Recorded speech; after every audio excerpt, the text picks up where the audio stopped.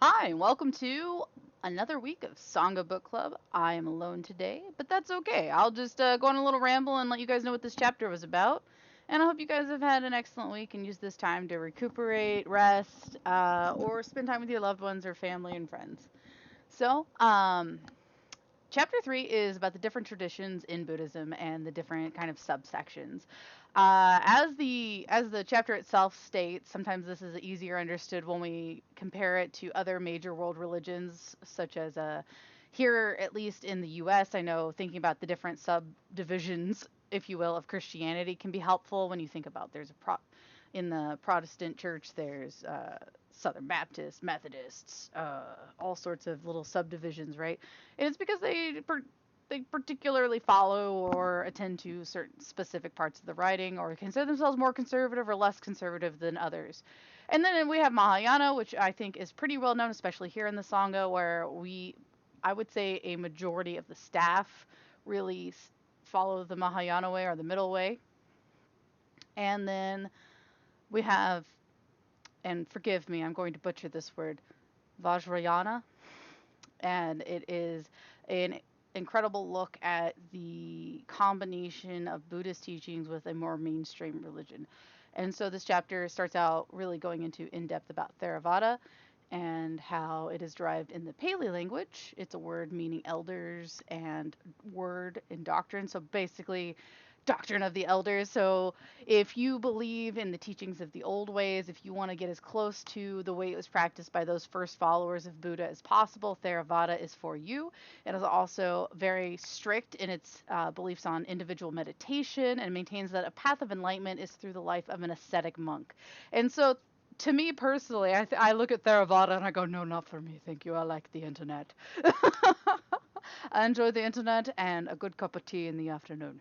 Um, so this isn't the way for everybody, and that's not to say it's the wrong way. It's just a different way, and I think that that's really important when you're coming into a belief system or a circle of discussion of theological proportions like this. It's not that we look at any one subsection and go, that one's the right one, that's the wrong one, blah blah blah.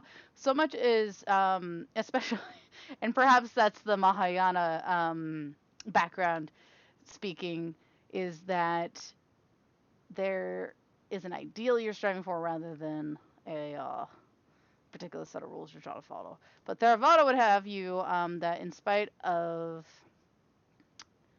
all of that, that there is a generally accepted kind of practice that originates from the original homeland of Siddhartha and his followers.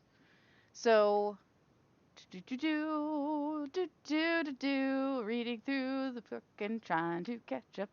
All right, it's considered one of the groupings of Matrayana, and it is.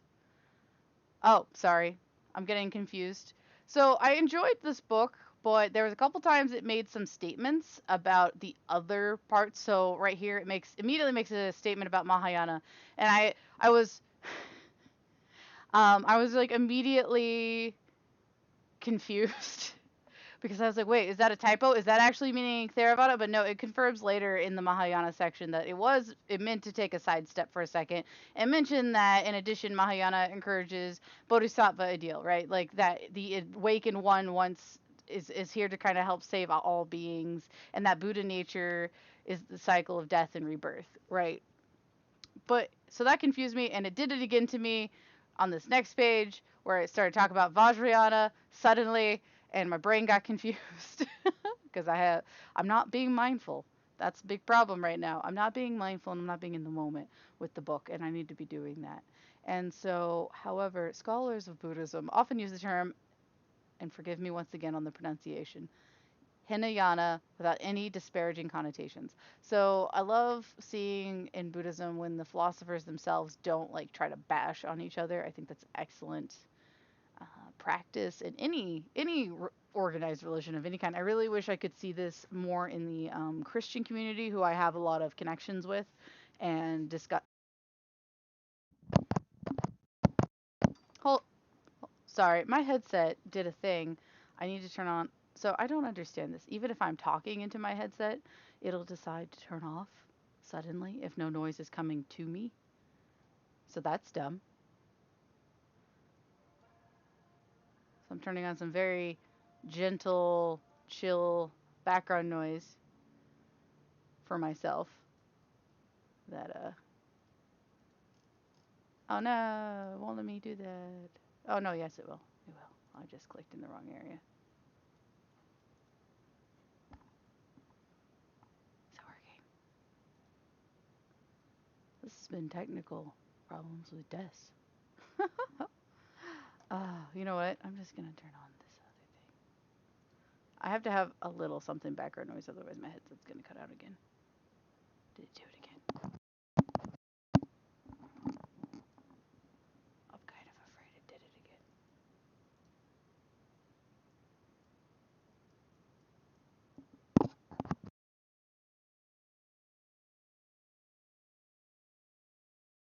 I'm restarting my headset.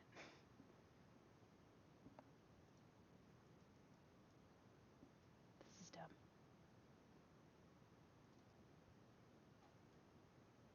Okay, I'm just gonna keep talking for now and hope that it's recording and not freaking out on me. I'll keep an eye on the little green bar in my program. Anyway, so third major grouping of Buddhist school is known as, and it kind of explains this at the beginnings. The teachings of Theravada Buddhism draw a lot of guidance from the Canonical Texts, so I think that's why they're such a popular segment to be a follower of, because it does. So you have the Pali Canon, which is the original text that was written. We talked about that, I think, last chapter when they started writing stuff down on those dried palm tree leaves. And so then with this Pali Canon being such a incredibly tied in part of the system in Theravada, I think that's why people really believe in it. They held it with credibility. That's the word I'm looking for. Credibility.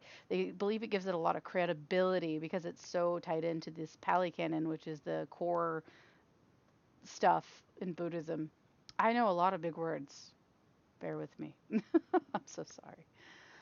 So after the Buddha gets enlightened of the Bodhi tree, he delivers his first discourse, in which he laid out the essential foundation for all of his subsequent teachings. This foundation consists of the Four Noble Truths, of which we discussed, I believe, in Chapter 1, and also in other areas of the Sangha all the time. We all, I'm gonna click button on my headset until it works right. It's bugging me. Oh, I'm getting too attached to the idea of my headset working because I am attached to the idea of my headset working.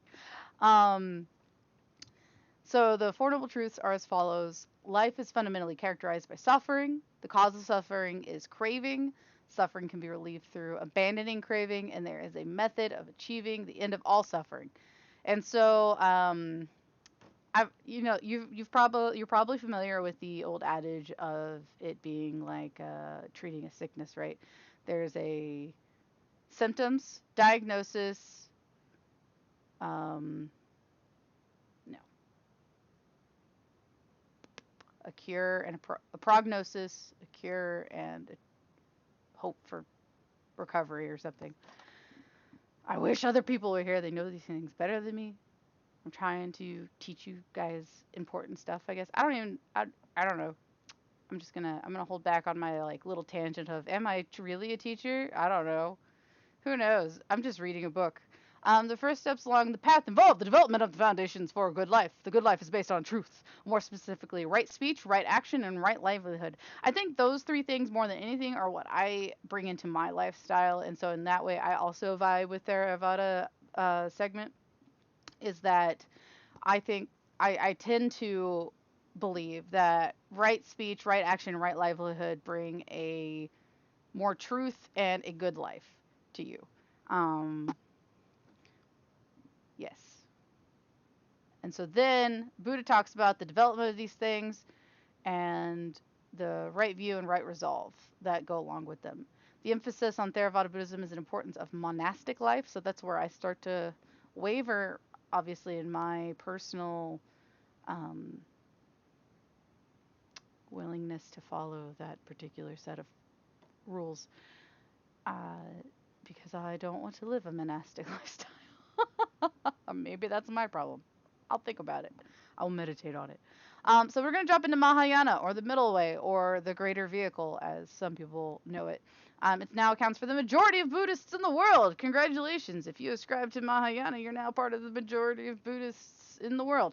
It's the biggest difference between this and Theravada is that non-monks can reach enlightenment. That's right. You and me, the laymen, the regular dudes, we can also reach enlightenment. We don't have to be a monk in order to get there, which is a big thing with Theravada. Theravada doesn't allow for kind of us average Joes to get there in the same way. But fortunately, we are given, when we look into Mahayana, there's much more openness, and this goal of the spiritual Buddhist practice is more open to the non monks, if you will. It's to teach that one does not need to be an ascetic Buddhist to reach enlightenment, and that a person can attain awakening in a single lifetime rather than over eons. I think that they said so in Vajrayana, they're going to say it, but they're not there. Like, it's 3 eons or something, whatever that means, or a zillion lifetimes. I'm not going to be super particularly specific while I rant. As mentioned, Mahayana teaches that one does not need to be an ascetic monk.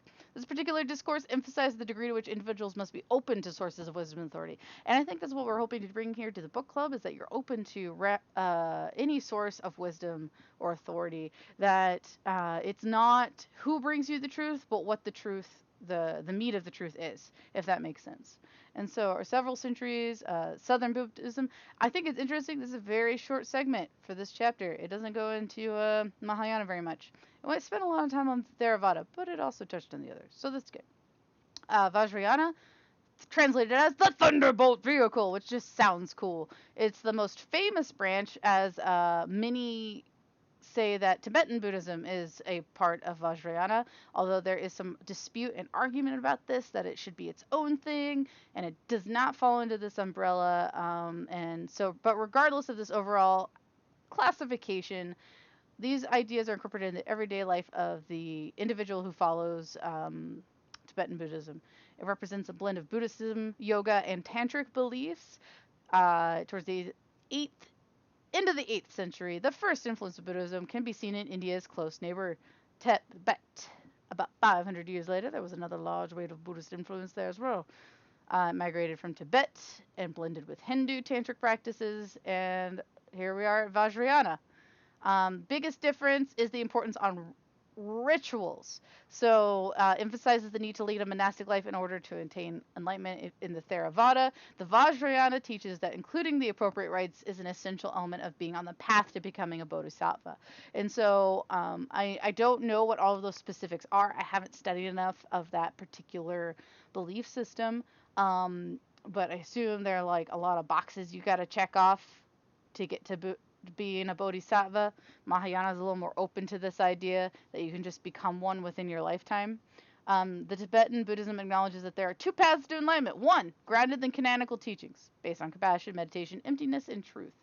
The second one is a blend of teachings of everyday rituals that address practice, aspects of human life, including yoga and tantra.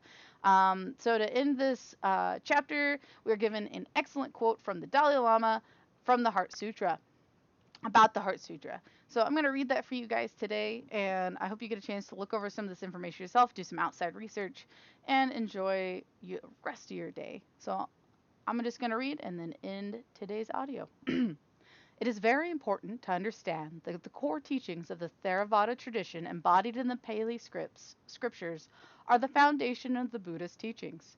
Beginning with these teachings, one can then draw on the insights contained in the detailed explanations of the Sanskrit Mahayana tradition. Finally, integrating techniques and perspectives from the Vajrayana texts can further enhance one's understanding. But without a foundation in the core teachings embodied in the Pali tradition, simply proclaiming oneself a follower of the Mahayana is meaningless.